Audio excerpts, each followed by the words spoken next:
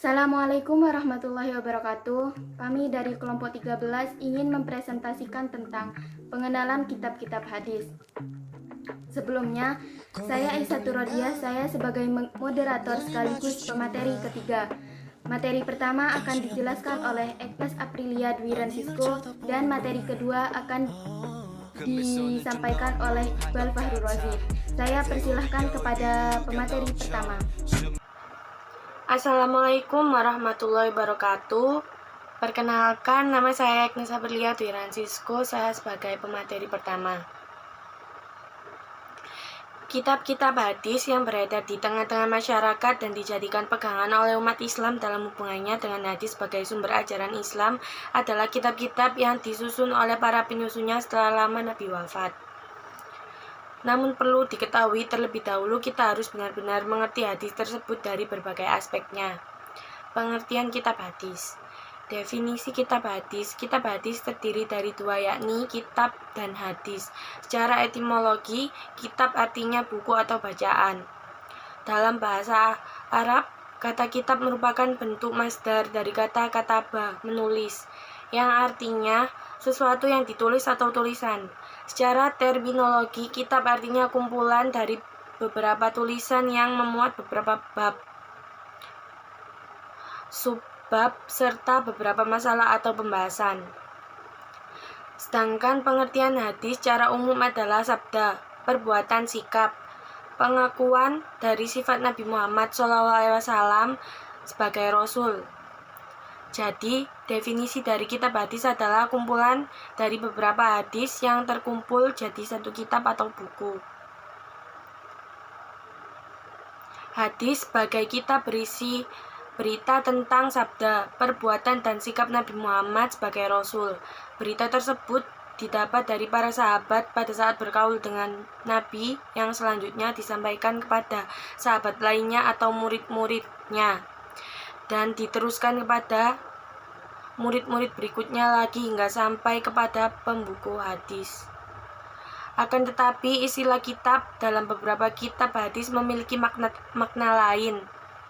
Selain bermakna kitab sebagai kumpulan tulisan atau buku, istilah kitab juga digunakan untuk memberi nama sebuah bab. Misalnya dalam daftar isi beberapa kitab hadis dijumpai judul kitab As-Salah, kitab Al-Zakah, dan sebagainya. Kata kitab dari kalimat kitab Al-Salah di situ menunjukkan bahwa itu merupakan judul sebuah bab yang harus membahas hadis-hadis tentang sholat. Namun pembahasan kita dalam makalah ini fokus pada masalah kitab hadis sebagai kumpulan hadis yang dilakukan atau tersusun jadi satu. Yang kedua, fungsi adanya kitab hadis. Fungsi adanya kitab hadis bagaimana telah sebutkan oleh Imam Syafi'i bahwa fungsi hadis adalah penguat serta penjelas dari teks atau hukum yang masih global dan belum dibahas dalam Al-Quran. Sebagai pelengkap dari Al-Quran, keberadaan kitab-kitab hadis menjadi referensi penting bagi umat Islam dalam menjalani kehidupan sesuai dengan syariat Islam. Dengan adanya kitab-kitab hadis, umat Islam lebih mudah untuk menemukan teks atau rujukan sumber yang dibutuhkan. Efisien waktu, praktis dan efektif, karena hadis-hadis sudah diklasifikasi sesuai dengan bidang dan metode yang sistematis.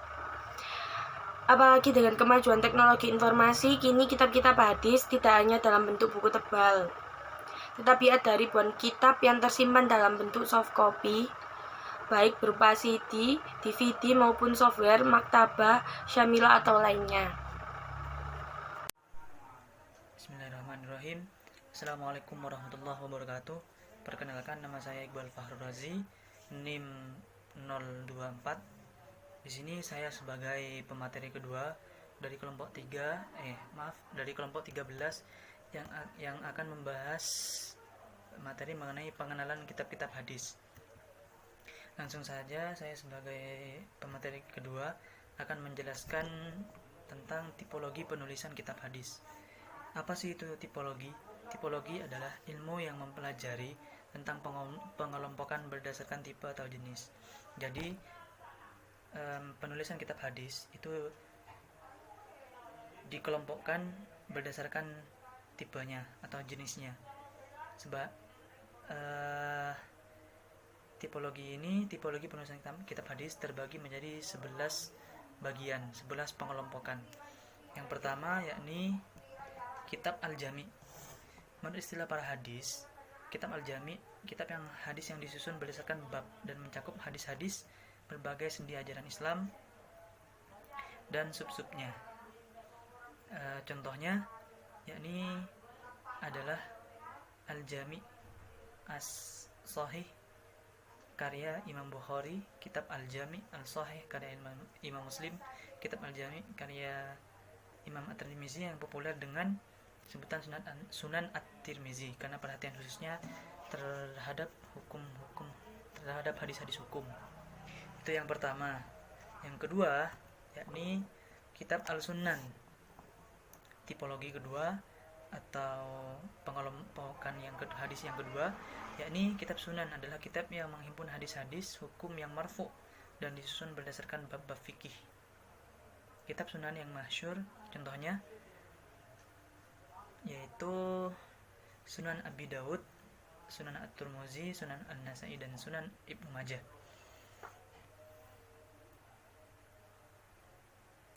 Kitab jenis ini juga tidak semua menghimpun semua hadis, tetapi ada hadis-hadis tertentu dalam kitab Al-Sunan.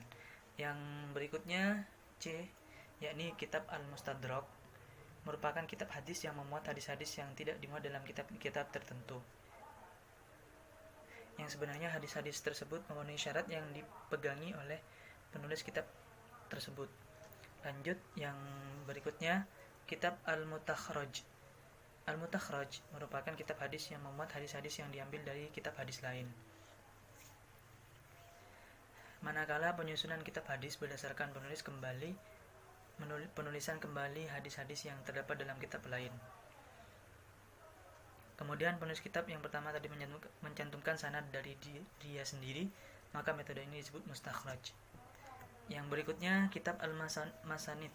Salah satu yang unik dalam penyusunan hadis adalah di antara para ulama hadis ada yang tidak menggunakan metode klarifikasi hadis, melainkan berdasarkan nama para sahabat yang meriwayatkan hadis itu. Contohnya metode ini disebut musnad.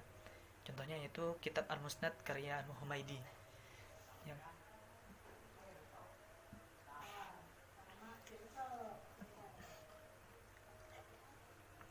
Berikutnya yakni kitab Al-Atraf, kumpulan hadis dari beberapa kitab induknya dengan cara mencantumkan bagian atau potongan hadis yang diriwayatkan oleh setiap sahabat.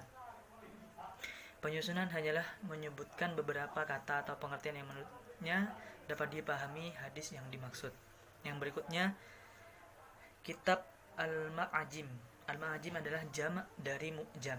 Mu'jam adalah metode penulisan kitab hadis di mana hadis-hadis yang terdapat di dalamnya disusun berdasarkan nama-nama para sahabat, guru-guru hadis, negeri-negeri atau yang lainnya.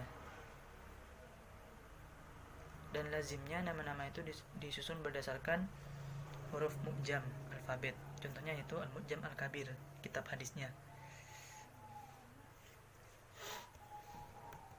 Selanjutnya kitab Al-Zawid. Al-Zawid adalah sebuah hadis terkadang ditulis oleh sejumlah penulis hadis secara bersama-sama dalam kitab mereka. Contohnya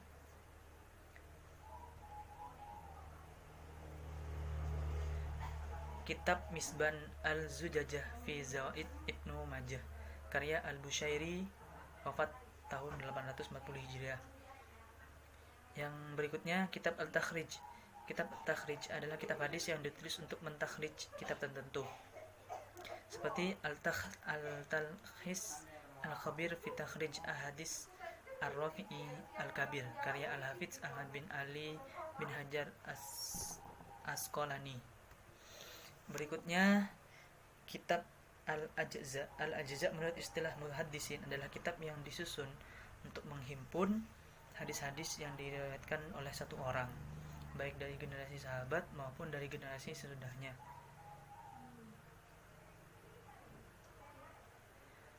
Pengertian yang lain adalah kitab hadis yang memuat hadis-hadis tentang tema-tema tertentu, seperti Al-Juz'u fi Qiyamil Laili karya Al-Mawazi dan Fawaidul Hadithiyah, juga kitab Al-Wildan karya Imam Muslim dan yang lainnya. Yang terakhir, kitab Al-Ilal. Al-Ilal adalah kitab hadis yang menghimpun hadis-hadis yang bermasalah atau cacat, namun diterangkan kecacatannya. Contoh karya dalam bentuk ini adalah Al-Ilal Al-Kabir karya Al-Imam Muhammad bin Isa Al-Tunmuzi dan lain sebagainya. Jadi itulah teman-teman pengelompokan hadis atau tipologi penulisan kitab hadis sejumlah 11 pengelompokan.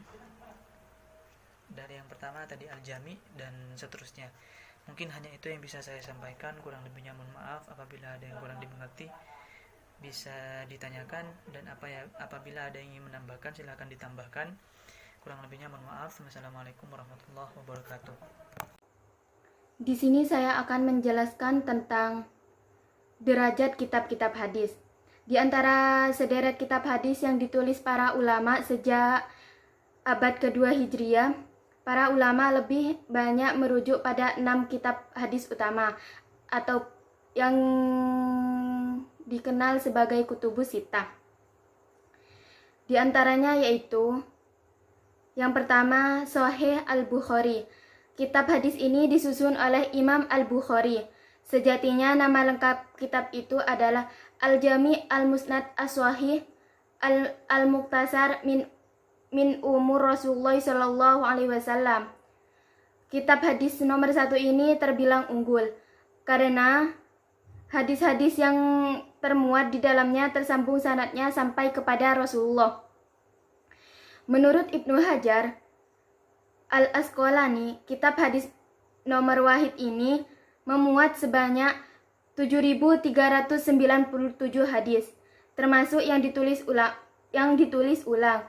Imam Bukhari menghafal sekitar 600.000 hadis. Ia menghafal hadis itu dari 90.000 perawi.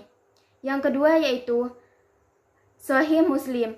Menurut Imam Nawawi, kitab Sahih Muslim memuat 7.275 hadis, termasuk ditulis ulang. Berbeda dengan Imam Bukhari, Imam Muslim hanya menghafal sekitar 300.000 hadis atau separuh dari yang dikuasai Imam Bukhari. Yang ketiga yaitu Sunan Abi Daud. Kitab ini memuat 5.274 hadis, termasuk yang diulang. Sebanyak 4.800 hadis yang tercantum dalam kitab itu adalah hadis hukum. Di antara imam yang kitabnya masuk dalam Kutubus Sittah, Abu Daud merupakan imam yang paling faqih atau papar ensiklopedia Islam. Yang keempat yaitu Sunan At-Tirmizi. Kitab ini juga dikenal dengan nama Jami' At-Tirmizi. Karya Imam At-Tirmizi ini mengandung 3.959 hadis, terdiri dari yang sahih, hasan, dan dhaif. Bahkan menurut Ibnu Qayyim Al-Jauliyah, di dalam kitab itu tercantum sebanyak 30 hadis palsu. Namun pendapat itu dibantu oleh ahli hadis dari Mesir, yaitu Abu Syuhbah. Yang kelima yaitu Sunan An-Nasa'i. Kitab ini dikenal dengan sebutan Sunan Al-Mujtaba An-Nasa'i. Menyusun kitab ini setelah menyeleksi hadis-hadis yang tercantum dalam kitab yang juga ditulisnya berjudul As-Sunan Al-Kubra, yang masih mencampur antara hadis sahih, hasan, dan dhaif. Sunan An-Nasa'i berisi 5.671 hadis yang menurut Imam An-Nasa'i adalah hadis-hadis sahih. Yang keenam yaitu Sunan Ibnu Majah. Kitab ini berisi 4.341 hadis. Sebanyak 3.002 hadis diantaranya terdapat dalam Al-Qutan Al-Khosoh, dan 1.339 hadis lainnya adalah hadis yang diriwayatkan Ibnu Majah. Awalnya para ulama tak memasukkan kitab ini dalam jajaran Kutubus Sittah karena di dalamnya masih bercampur antara hadis sahih, hasan, dan do'if.